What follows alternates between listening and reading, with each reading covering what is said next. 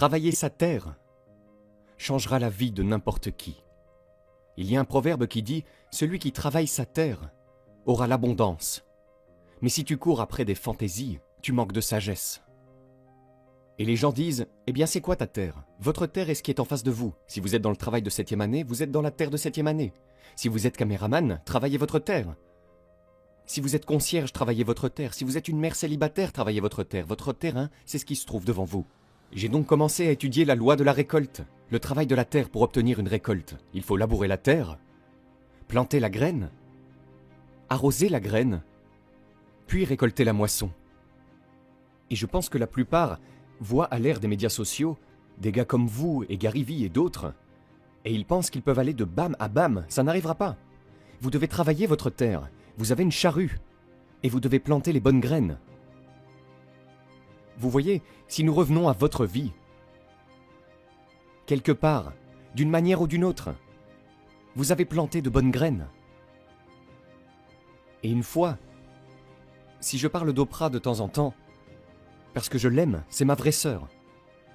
Nous étions juste elle et moi dans son jardin, et elle m'a dit « J'aime travailler ma terre, parce que j'ai planté les bonnes foutues graines. » Tu vois, chaque jour, tu as des graines négatives et des graines positives. Et les gens qui sont égoïstes plantent des graines négatives, et elles ne deviendront pas positives. Donc, quand tu laboures et que tu plantes les bonnes graines, et que tu arroses, ce qui est répétitif, on dirait que ça ne va pas pousser. Allez mec, tu travailles à Taco Bell, tu fais des gorditas, tu t'occupes du chihuahua, ça n'a pas l'air de marcher. Et tout d'un coup, le jour de paix arrive, et la récolte commence à pousser. Vous savez, ce concept de graines, c'est comme si vous aviez un sac de graines chaque jour et que vous aviez une plante, de bonnes graines ou des graines négatives. C'est intéressant. Et j'aime ce que vous dites sur le fait d'arroser, c'est la répétition. Une fois que les gens comprennent cela, je pense que le jeu entier se débloque pour eux. Et quand j'ai lu l'histoire du bambou, j'ai trouvé ça vraiment intéressant. Donc le bambou, une graine plantée pendant 5 ans et on dirait que rien ne se passe. Mais développer cette énorme boule de racines sous le sol prend 5 ans. Et puis en quelque chose comme 3 semaines, cela va pousser de 10 mètres au-dessus du sol. C'est fou. Mais il faut avoir planté la graine, l'avoir arrosée pendant 5 ans, en sachant que cette répétition portera ses fruits. Oui, excellente illustration. Et à ce moment-là, quelle que soit votre spiritualité, vous devez marcher par la foi et non par la vue. Votre cerveau est divisé en 2 moitiés. Le positif et le négatif. Le bien et le mal. Il ne fonctionne sur rien d'autre. Il n'y a pas de terrain neutre dans votre cerveau. C'est soit positif et bon, soit négatif et mauvais. Chaque moitié de votre cerveau a des millions d'ouvriers de chaque côté. Vous avez 1 million d'ouvriers du côté positif, vous avez 1 million d'ouvriers du côté négatif. Au premier rang de chacune de ces usines, dans votre cerveau, se trouve un contremaître. Vous avez le contremaître positif et vous avez le contremaître négatif. Vous êtes le responsable. Vous êtes le patron de l'usine. Laissez-moi vous montrer comment ça marche. Vous avez une télécommande. Vous allez chez vous ce soir et vous appuyez sur ce bouton d'alimentation. Et vous l'appuyez. Quand vous la pointez sur la télé, qu'attendez-vous à ce qu'il se passe? Vous vous attendez à ce que la télé s'allume. Écoutez-moi bien. Vous appuyez sur le bouton marche-arrêt, vous vous attendez à ce que la télé s'allume. Si vous voulez regarder HBO, et que HBO est la chaîne 300, et que vous appuyez sur 300, et ensuite sur Select, qu'attendez-vous à voir sur cette TV? Et qu'est-ce qui arrive à cette télé? Ok, vous me suivez maintenant. Ce concept vient de la Bible. Car Dieu a dit « L'homme est tel qu'il pense ». Et comme il nous a tous créés à son image, devinez quoi? Nous sommes ce que nous pensons. Si Dieu a dit que la lumière soit, et la lumière fut. S'il a séparé les eaux de la terre, cela a été fait. Il vous donne le même pouvoir de produire. Tu ne peux pas créer un monde, mais tu peux créer ton propre monde. Et maintenant, puisque votre cerveau est en 2 parties, laissez-moi vous montrer comment cela fonctionne. Vous vous réveillez le matin et vous vous dites « Mec, Je ne me sens pas moi-même aujourd'hui. Je me suis levé du mauvais côté du lit. Je ne suis pas matinal. Le contremaître négatif s'occupe de ça. Il se met en avant et il va vous dire « Qu'est-ce que vous avez dit ?» Vous dites que je me suis réveillé du mauvais côté du lit un mauvais jour, je ne suis pas moi-même, je ne suis pas matinal. Et il va vous dire « Vous pensez bien ?» Et il dira à ces millions d'ouvriers « Le patron vient de se réveiller, il a dit qu'il n'est pas matinal, il va avoir une mauvaise journée et il ne se sent pas lui-même. Mettons-nous au travail !» Les millions de travailleurs de l'usine commencent à produire des pensées pour justifier ce que vous venez de dire. Et maintenant, devinez quoi ? Mec, je déteste que mon réveil ait sonné ce matin. Je dois sortir d'ici, dans ce trafic. Je vais conduire jusqu'ici aujourd'hui. Je n'aime pas ces gens à mon travail. Je ne supporte pas d'être confiant et d'être à ce boulot.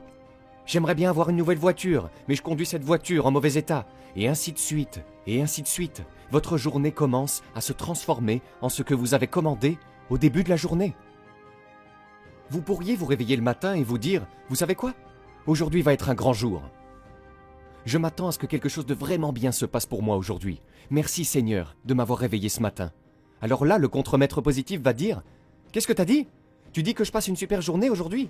Je m'attends à ce que quelque chose de bien m'arrive aujourd'hui. Merci Seigneur de m'avoir réveillé. » Le contremaître positif va se retourner et dire à ces millions d'ouvriers « Laissez-moi avoir votre attention. Steve passe une excellente journée aujourd'hui. Il s'attend à ce que des choses merveilleuses se produisent. Et les gars, c'est parti !»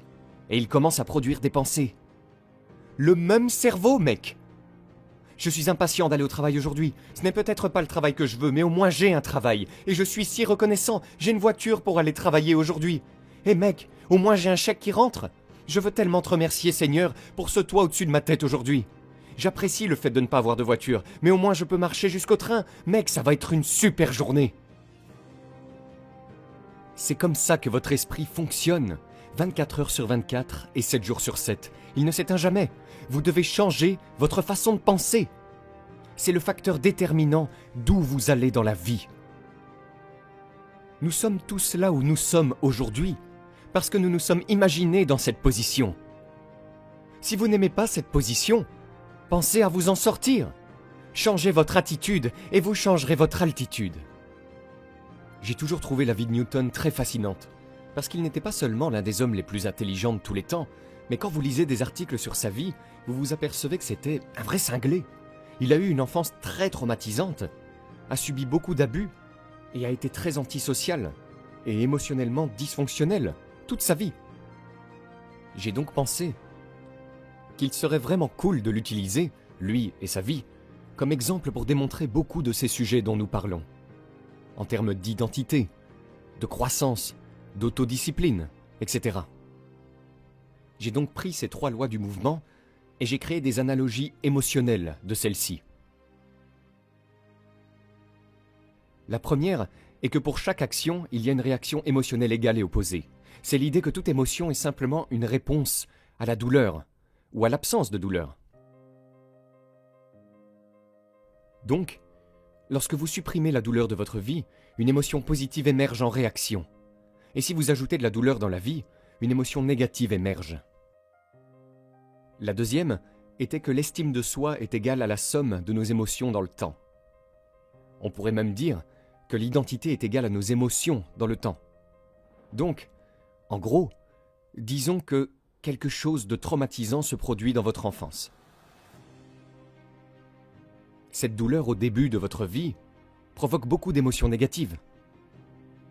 Et l'une des choses dont j'ai parlé, c'est que chaque fois que nous ressentons une émotion, elle nous oblige à faire ce que j'appelle l'égalisation. C'est-à-dire que, par exemple, si je suis en colère contre toi, je vais continuer à l'être jusqu'à ce que je me venge ou que tu t'excuses. Comme s'il fallait que quelque chose se passe pour que cette colère disparaisse. Il doit y avoir une sorte d'égalisation entre nous. Et s'il n'y a pas d'égalisation, cette colère mijote et reste là, pour toujours. Et l'une des raisons pour lesquelles les traumatismes de l'enfance sont si débilitants pour les gens, c'est qu'essentiellement, ces expériences extrêmement douloureuses se produisent dans notre cerveau sensitif, alors que notre cerveau pensant est encore peu développé et ne sait pas comment expliquer ou créer un sens à cette douleur. Alors, disons que quelque chose de vraiment douloureux m'est arrivé. Je me dirais, bon, cela a un sens, mais ça arrive. Mais si je suis comme un enfant de 5 ans, mon explication ne va pas plus loin que « je suis un mauvais garçon, je suis une mauvaise personne, et tout le monde me déteste. Et ça restera tel, parce qu'il n'y a pas d'égalité, et ça restera pour le reste de ma vie. Le problème, c'est qu'on oublie que des choses douloureuses arrivent.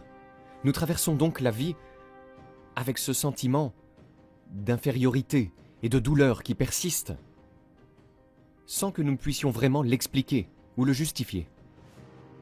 Et donc le processus de thérapie consiste essentiellement à démêler beaucoup de nos expériences, jusqu'à ce que nous revenions à cette expérience originale. Et avec notre cerveau adulte qui réfléchit, nous pouvons maintenant donner un sens à cette douleur. Cela nous est essentiellement utile. Donc c'est la deuxième loi, c'est que notre identité est la somme de nos émotions au fil du temps. Et la troisième loi est que notre identité continuera à être notre identité jusqu'à ce qu'une nouvelle expérience agisse contre nous. Donc pour reprendre l'exemple de l'école de musique, j'étais musicien, je me présentais comme un musicien. Et puis je suis arrivé au 2e semestre de l'école de musique et on m'a botté. Et soudain je me suis dit « Ah merde, je ne suis plus un musicien. Et maintenant je dois aller me chercher ailleurs. C'est comme je ne suis pas un musicien, je ne sais pas ce que je suis. » Mais il a fallu une nouvelle expérience contraire pour créer ce changement en moi.